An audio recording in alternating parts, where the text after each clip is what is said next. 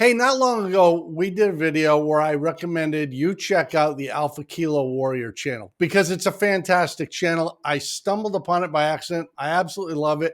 And today, we're lucky enough to have the host of that channel, Alex, with us to talk about not just his channel and his love of flying, but also the video aspect because the guy does great work. Alex, thank you so much for being here. I love your channel.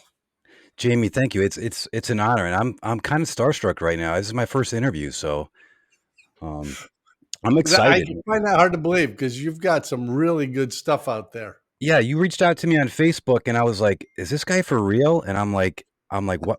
And then I saw your video, it was your uploads. They upload around midnight, so I Yep. was up. My cats wake me up at 3:30 every morning, so I start my day at 3:30, and then I'm watching your video, and I'm like, is this for real? And you made me feel so I was beaming that entire day. I was like I felt like I just had a 4 hour cross country and I greased every single landing at like 8 different airports. I mean, you totally made my day. So Jamie, thank you so much. I can't thank you enough, and I'm going to keep thanking you. So Hey, I had a mission couple. accomplished. If you're happy, and I know viewers liked it, so we'll build on that. But let me ask you, clearly you've got a plan of some sort for the Mm. for the channel. Do you have a mission statement or do you have a goal you hope to achieve with the channel ultimately? Yeah, so the channel basically started with me. I took 10 years off from flying. And then I got my flight review about a year ago out of Hartford Brainerd, and that took about 2.5 months to actually knock 10 years of rust off for my flight review. And then I felt so bad about myself because I was flying terrible, and I'm like, well, what am I going to do? How do I fix all my these problems that came my way? So I was like, I had a great idea, like put cameras underneath the airplane, record what I'm doing, put a camera behind me, record my instruments. So the channel started with me just analyzing the data so I can get better as a pilot. And then I just started throwing some videos out there, and I didn't have a plan. I knew that I'm driving to the airport from my house to Brainerd, and I'm like, Alpha Kilo Warrior just kind of came to me. Obviously, I love flying the Warrior, and then the Alpha and the Kilo is just my initials with the phonetic alphabet. So that just was like I kind of gave it to myself. So um, and then somewhere along the way, I'm like, people are actually enjoy this content. I'm not a CFI. I don't want to gear my channel toward any sort of instruction. Let me just have some entertainment value. I don't want to copy anybody. There's so many channels out there. There's so many doom and gloom channels out there that talk about aviation disasters and that sort of thing. Like I want to be different, but I want to take some of the stuff that I love doing. I absolutely love flying, and I think you know that. And then I'm also an artist, and I'm also a digital creator. So the YouTube channel allows me to release that creativity and put out there, and that's you, and you've seen it. Some of the Yeah. footage is just beautiful. I didn't realize how beautiful Connecticut is, and I don't get to see that when I'm flying. Yeah, I was first taken by your channel because I stumbled upon one and I realized you're departing from Brainerd. I soloed at Brainerd back in '88. I mean, that was my home territory. I lived on a hillside in South Glastonbury, not far from the Hartford VOR. So I mean, I could look down on the airport and Wow. everything. But I was taken with what you're doing. But you just said something that really resonates with me. You're a private pilot Mm. and you do really interesting videos. And sometimes you've got a CFI with you. Sometimes you've got a passenger with you. Sometimes you're on your own. Mm. You go out of your way not to do instructional video. You make it very clear Yeah. that's not what this is. But you do put safety really high on your list. Like you do a gumps check in a fixed gear airplane. Yep. Where did that come from where you decided I'm going to really stress the safety and the currency and Yeah. the training aspect? That's I was driving down the road because I could not fly in Brainerd, and I got stuck in traffic in Meriden. So you know what's in Meriden. So I pulled off on the Wilbercross Parkway, and I went over to Meriden Airport, and I just because I got training in Meriden Airport around 2008 to 2010. So I wanted to see who was there. I wanted to see if any of the old CFIs were still there, and like they had a complex airplane that was sitting there with my name on it. So that's where I got the Gumps from. I got my complex Oh, rating this year, and 3 green, Jamie, is Gumps. The guy wants me to check for 3 green on downwind, check for 3 green on base, check for 3 green on final.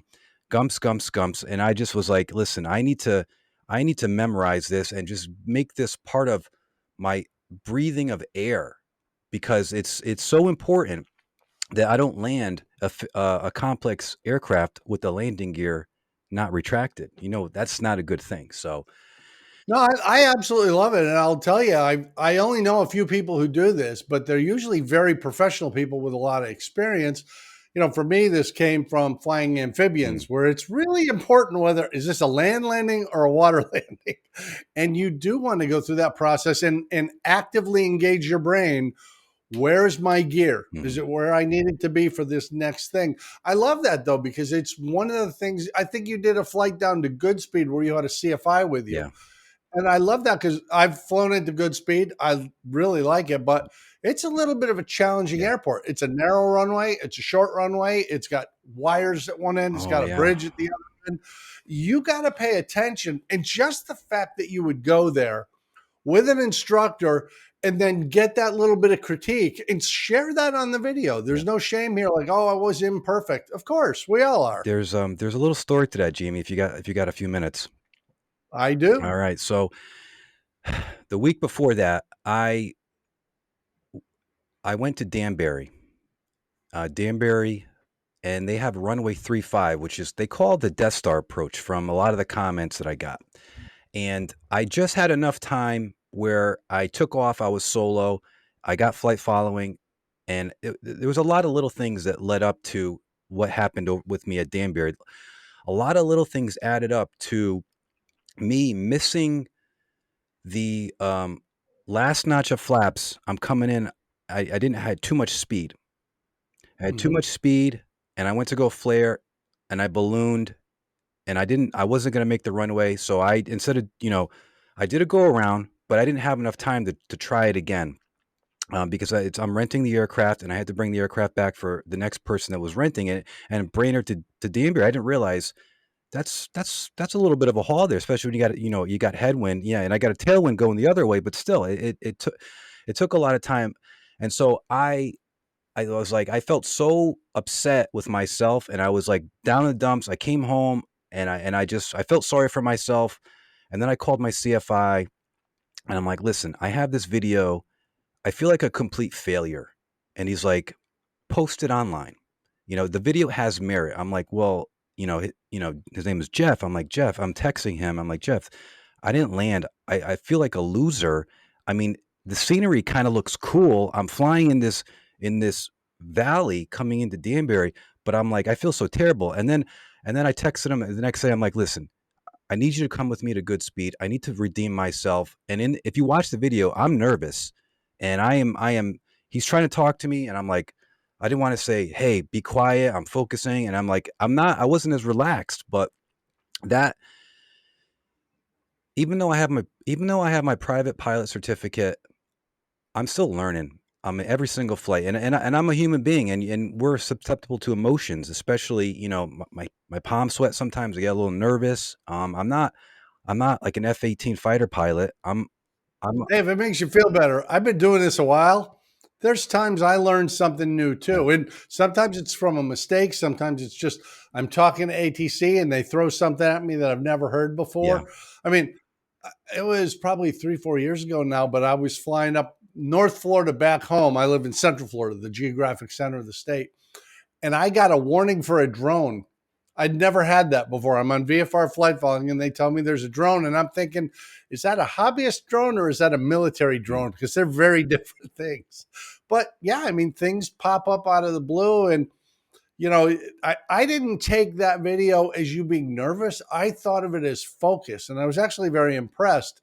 And that is something that sometimes, as an instructor, you're sitting in the right seat, and you want your student to be focused and not overly tense, but the reality is landing is a challenge, and especially when you're sitting there and you've got somebody judging you, or worse, you're judging Mm. yourself. But it just happens.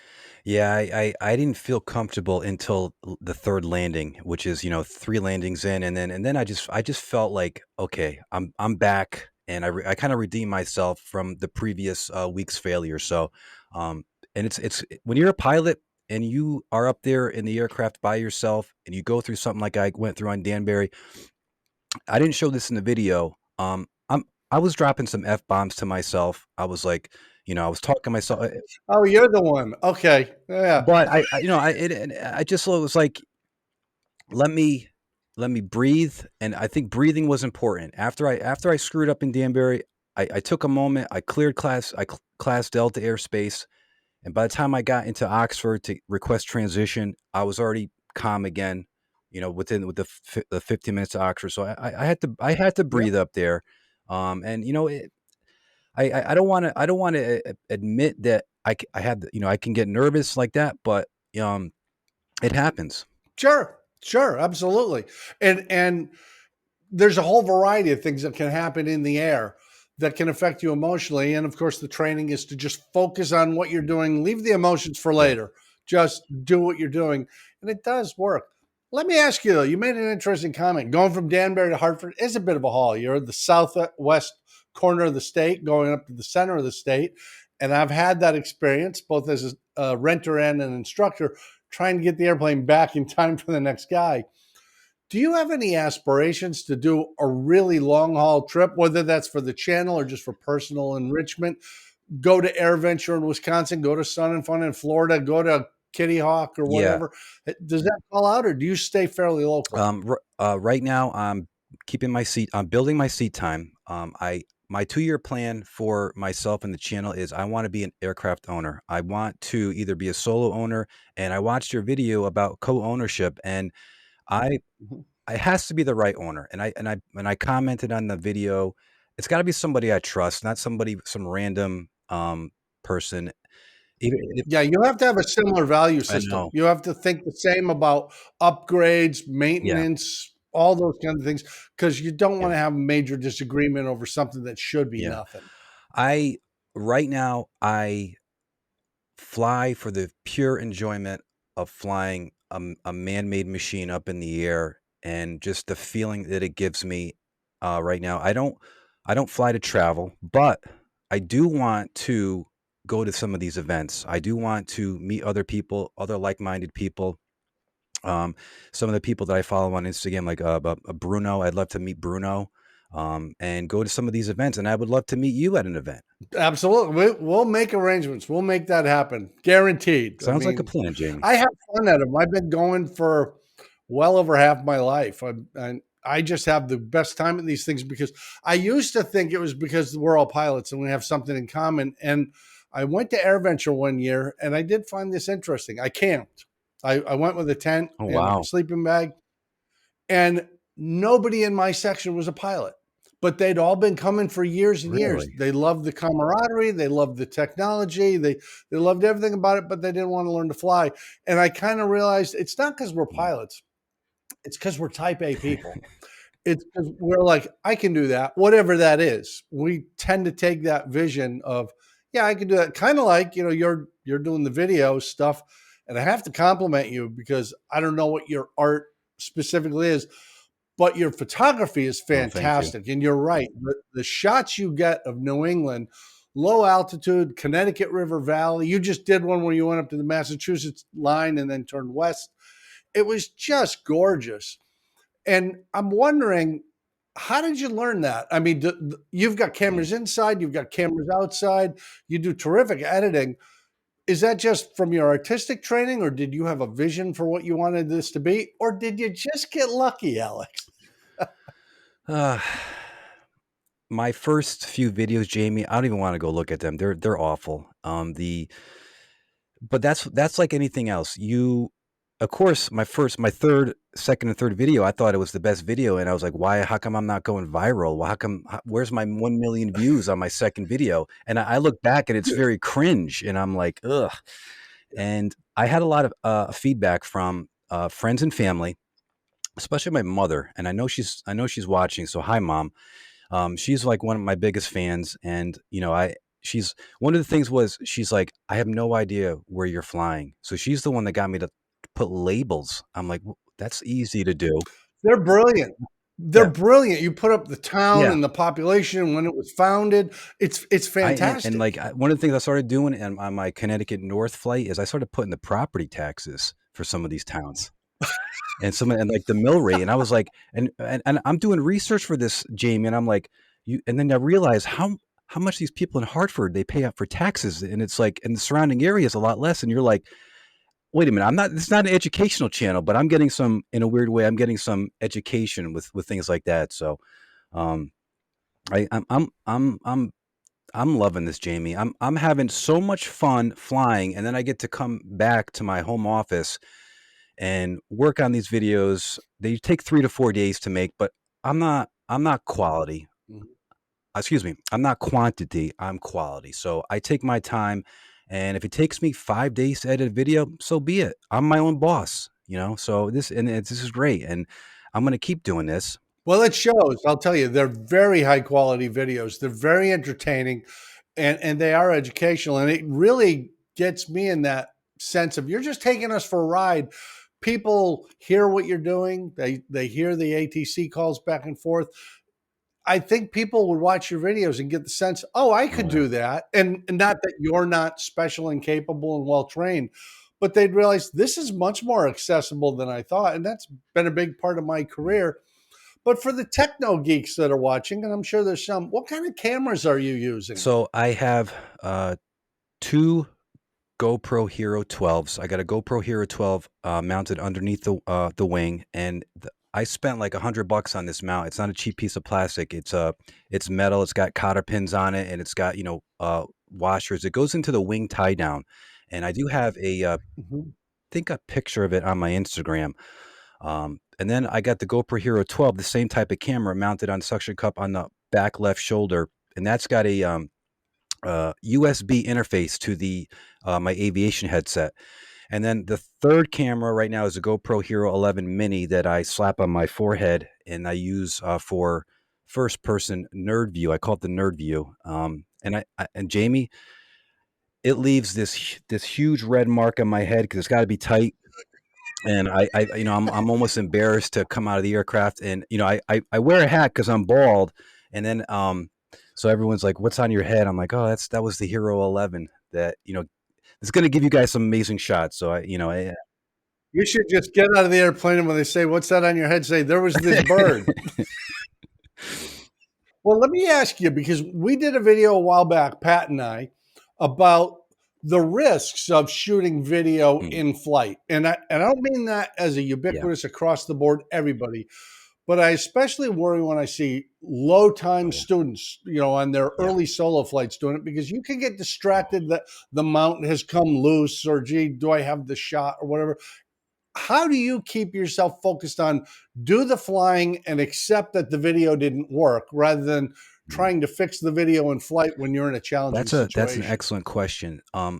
I don't care about the video when I'm flying. I honestly, truly don't care. I turn the cameras on with my phone. So the under the wing camera is turned on with my Bluetooth, and then I one of my checks, and I just turn the cameras on, and I honestly forget that they're on. And it sounds so weird for me to say that. I forget that they're on, and I'm just doing my thing because I don't have time to think about the shot. I have to focus on being a pilot in command, and doing what I got to do. And when I'm talking, I talk like that with the cameras off. I talk to myself, Mhm. and it sounds kind of weird. And my instructor pointed it out. I say we when there's only me in the cockpit to, on my radio calls. And I didn't realize I'm doing that, but it's like I'm always maybe it's like because I've been doing it for so many years, I'm like I'm talking to myself, my airspeed, my altitude, and putting those points into my head so I can visualize them. So now that they're in my brain as I'm flying, there's no question and I know where I need to be. So I don't recommend students filming. I don't. Because it's something that you have to learn over time is to you have to stay focused on learning how to fly the aircraft, getting the feeling of flying the aircraft in your body, in your core. You don't there's no time to worry about making films and footage. Save that to your when you're a private pilot. That's my recommendation. I can't agree with you more. I do a similar thing. I have a GoPro that's mounted on the instrument panel, and I have that audio cable so my Yeah. headset plugs in. And I often fly with kids, Mhm. first flights, introducing them to aviation. But once the camera goes on, which is right after startup, sometimes even before startup, I I completely know. ignore it. And I may have one behind and one in front, but once the airplane starts, maybe the cable comes out and we lose audio. Yeah. Not my problem. We just continue going, doing our flight. And you either have something afterwards or you don't. So I love hearing that with a channel as high quality as yours, you can honestly say, I don't care about the video. Yeah. I'm here to fly. If the video comes out, that's great. But if it doesn't, that's not my priority. Jamie, it's like and I never thought about it until you asked me. It's like I love having the videos going. If I can just get the under the wing camera going, that's fine. That's plenty enough. And that's out of sight, out of mind. I don't got to touch it. It's down there doing its job. I set it up on my pre-flight underneath it, and I angle it. Just I want to get the top part of the wing, and then just give me what's below. So because let's be honest. When I'm flying the aircraft. I'm not looking where I'm Yeah. flying over, looking at the beauty and the scenery. I get home to enjoy it, and so that's why I might take 4 days to edit a video because I'm sitting there and I'm watching it 50 times. Jamie, I watched one of my videos 50 times before I put it out there. So by the time like it's public and it's out there, it's like I don't even want to watch it because I already seen it. I get that. I've written books and I understand. By the time it's published, I've read it so many times, Yeah. I want nothing to do with it. Well, let me ask you, Alex, what's next for Alpha Kilo Warrior? Where do you see the channel going, or is this it and you're really happy? Okay. What's next for Alpha Kilo War? So the I want my subscribers to grow with me and grow with my on my mission. So this year in 2024, it's me building seat time, renting airplanes from Learn to Fly out of Brainerd. I might join a flight club at Brainerd. Um, that's probably going to be my maybe next step, and find a co-owner. I want a warrior, Hmm. and one of these things, like I used to listen to these Tony Robbins tapes back in the day when I was younger, and if you can visualize and act as if you are already an owner or already have it, you're going to be an owner. I know I'm going to be an owner. I know I'm going to find a warrior, a 151 or a 161 as my first aircraft. I want to be an owner of something that I can control and I love to fly. I don't want to buy something that's more horsepower than I need, something that's too low, Hmm. and I don't want a Cessna. I don't want a Cessna. So I want to. So then maybe the next step would be have the channel show what it's like to be an owner. That would be really helpful. I got to admit, it took me years to buy my first airplane. And it's, as you say, you visualize it, you start putting away a few dollars, you get yourself into position, and then you're like, okay, I think I have enough to do this. And you start looking around. And after you do it, it's like, okay, now I'm committed. But your whole Yeah. life changes. It's like becoming a pilot. You don't necessarily realize when you're going through training. And when I was at Brainerd, I was a horrible student. I didn't really get how dedicated to the Yeah. craft you have to be. But once you become an owner, you start becoming very aware of maintenance requirements and what are the airworthiness directives, and do I want to upgrade my panel or am Mhm. I happy with this now? And there's all kinds of decisions because, as you know, you Wow. look at airplanes that are 30, 40, 60 years old. They might have come off the line with sequential serial numbers, but they look nothing like that now. They've had the Mhm. interior redone, the panel redone, or maybe it's just original. And I wish you Thank luck. you. I know you'll do it eventually if that's a goal, because as I've often been told and I've found to be true, there's thousands of them out there. Just keep looking and you'll find the one for you. Like I say, I got it's my 2 year goal, and I just had a flashback of my first Mustang back in '95, and I love that car. I know I can fall in love with an airplane. That is outstanding. Alex, I can't thank you enough for spending time with us today. Viewers, go not right now, wait like another 45 seconds, then go to the Alpha Kilo Warrior channel and subscribe. It's worth it, trust me. Of course, before you do that, you want to click like on this video, leave a comment below because I know you got an opinion on this, and subscribe to Mad Props Aero too because, Pat and I, it makes our hearts all warm and the holidays are coming. So, Alex, you got any parting words for us? Jamie, I want to say thank you so much for you and Pat. Keep doing what you do, and I'll keep doing what I do. And then let's do another one of these things, if maybe next year or down the road. So, and then we'll keep in touch. Thank you, sir. I love it. And when I get up to Connecticut next, I'm looking you up. Maybe we go run the pattern once because I soloed off runway 2 at Brainerd. Oh, You're familiar with it. Maybe you could check me out. let's do it, Jamie. Let's do it. Fantastic. And I'll see the rest of you right back here next time at Mad Props Aero.